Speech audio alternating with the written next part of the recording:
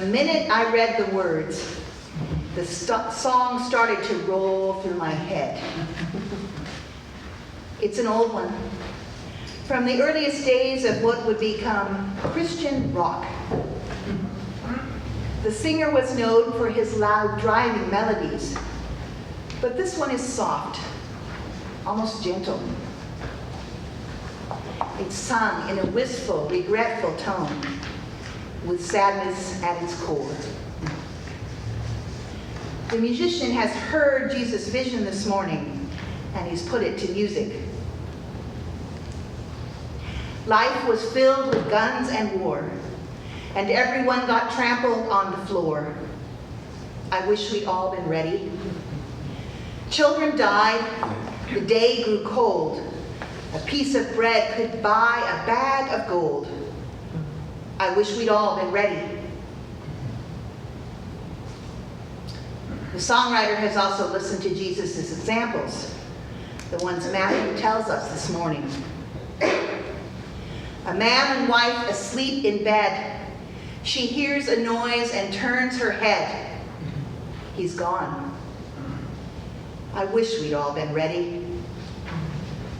Two men walking up a hill. One disappears and one's left standing still. I wish we'd all been ready. By this time you may be wondering, what? You wish we'd all been ready for what? The refrain gives his answer. There's no time to change your mind. The sun has come and you've been left behind. The songwriter's vision of Jesus' return: fear, selfishness, deprivation, missed opportunities, and most of all, the abandonment of God. The stories that inspired these lines and their cousins that we heard from Luke 2 weeks ago have been the subject of an immense amount of speculation in Christianity. There are several views of what Jesus, Paul, and Isaiah talk about today, an event that is sometimes called the Day of the Lord. As one biblical commentator puts it, Advent celebrates God's return to us in 3 ways.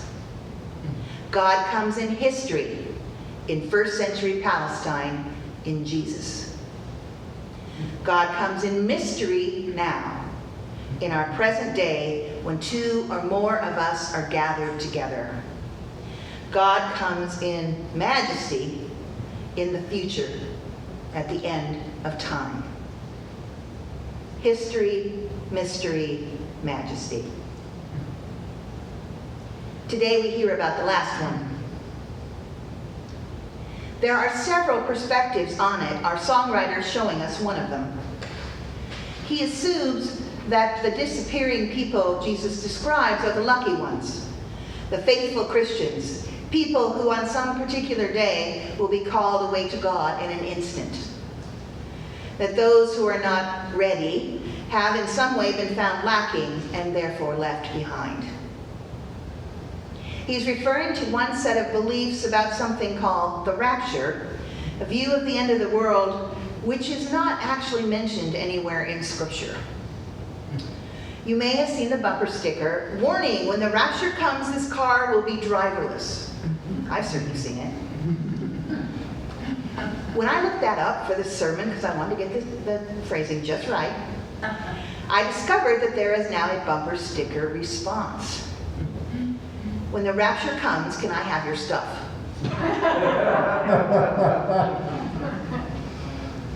There is another school of thought as well. In the 80s and 90s, my hometown learned that it was sitting on top of a major earthquake fault. Dire prediction piled upon dire prediction as each scientific study weighed in. Preparedness became a top priority as the newspapers filled with instructions for weathering disaster and lists of emergency supplies to keep on hand. My own employer spent money and time training a group of us to act as on-site medics when the big one trapped us in our skyscraper.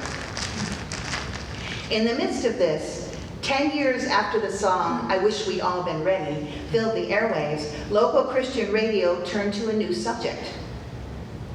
Several companies began to make something called a protected food reserve. This was a large cache of food, freeze-dried for long-term storage. It was designed to sustain a family cut off from all other supplies, feeding them for months. At first, I thought it was another version of earthquake preparedness, until I realized that these emergency stores were only being sold to Christians. View number 2 of Jesus' prophecies today. When the day of the Lord arrives, Christians do not get to skip the hard times. We will still be here, so we had better start stockpiling the canned goods.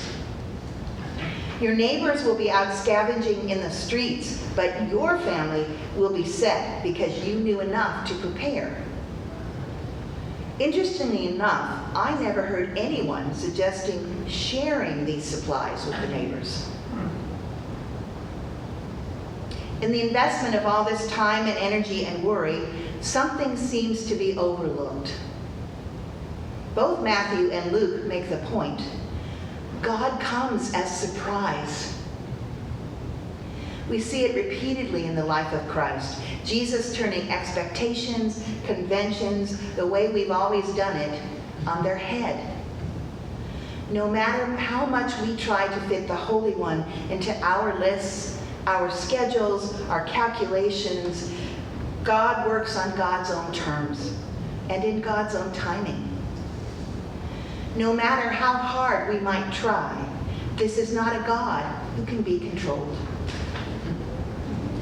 These first 2 perspectives that I've told you about overlook some other things as well. Isaiah helps us here. Today he is our herald opening the future to us. He walks us up a mountain so we can get a good view of what is to come. Isaiah describes what the kingdom, the reign of God will look like. War and the desire for war shall cease. Injustice will be abolished. The oppressed will be given their release. Everyone, all the nations, will come together to learn of God, to live in God's light. True shalom, true relationship, true peace will come when the whole world benefits. As one commentator has said, instead of the ringing of jingle bells, the true music of Advent is the beating of swords into plowshares. In this view of the day of the Lord, it comes as joy and blessing. It is just about as different as it could be from the picture painted by "I Wish We'd All Been Ready." Now, wait a minute, you might be thinking. Blessing? Joy? The nations seem to be holding quite firmly to their swords and spears these days. Look at all the troubles that hang over the world right now. That picture seems a very long way off, even if it is possible. Is Isaiah just daydreaming about what will never happen? He is if we think we're on our own. Far from that being the case, we have God's grace working in us to live out God's vision of peace for the world. We are part of the fulfillment of the reign of God, the means by which true shalom is brought to all the world. Isaiah's vision is not only inspiration, it is invitation. Isaiah can serve as our guide this Advent, calling us away from violence and toward peace. In addition, Isaiah's vision is not only revelation, it is reality check. It shows us how far we are from the fulfillment of the kingdom, the reign of God. There is suffering and tragedy in many lives, and injustice and oppression are still plentiful. Advent acknowledges the clouds that hang over the world. Advent is also a time to acknowledge the clouds that hang in our hearts. The places within ourselves which, counter to Paul's vision, do not act by the law of love. The places in which we do not love our neighbors as ourselves. Advent is a time to give voice to our yearning for salvation and our need for God's healing touch. To acknowledge how much we need a Messiah.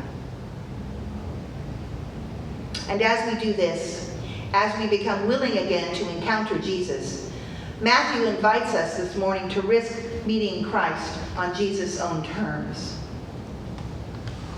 Advent challenges us to be prepared to be surprised by God, the God who comes in new and unexpected ways.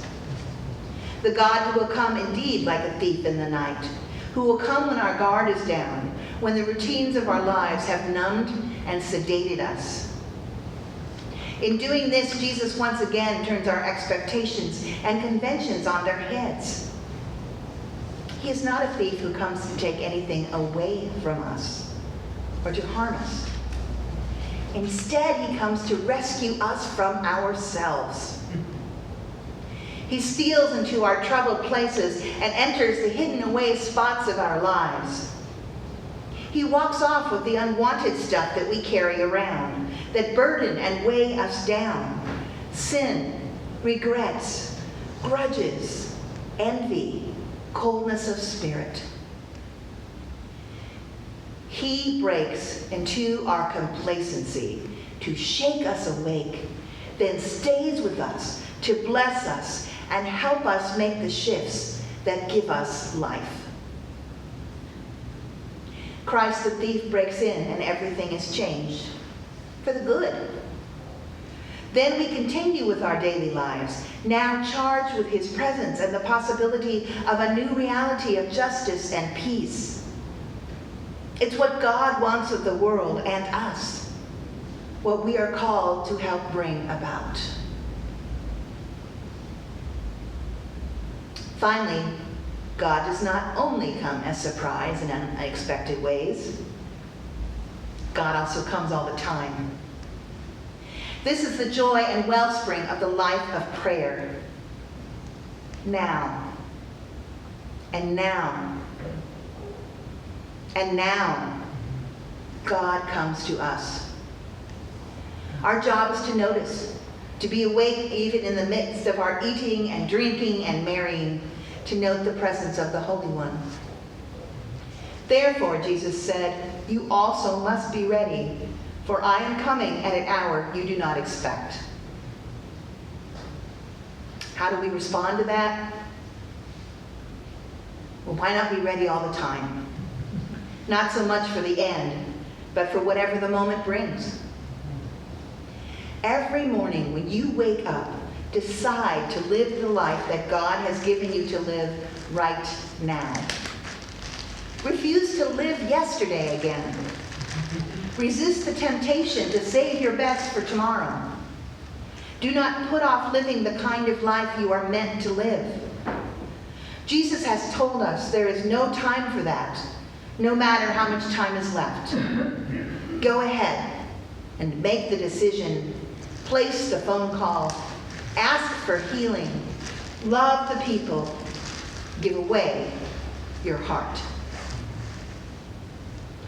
Why waste time making preparations for an end you cannot predict? Live prepared. Don't put off your life so that wherever you are ready for God, not afraid or grasping or sad, but wide awake and watching for the God who never tires coming to us. Amen.